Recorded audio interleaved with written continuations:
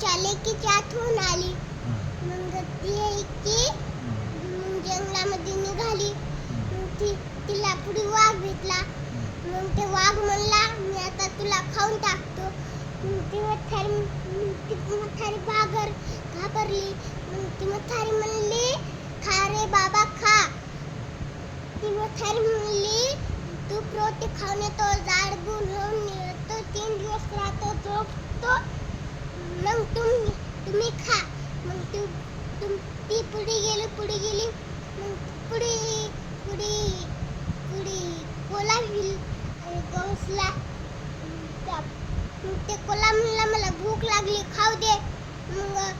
मग ती म्हातारी म्हणली, खा रे बाबा खा.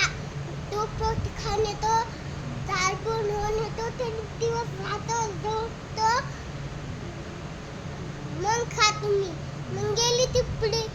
मग 3 दिवस राहिली, तू रोटी खाल्ली. मग तिच्या लेकीला सगळं सांगलं.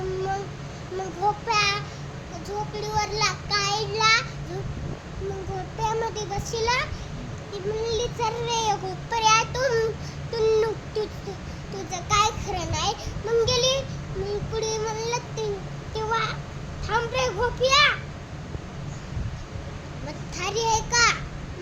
मग भोपळा काढला म्हातारीनं.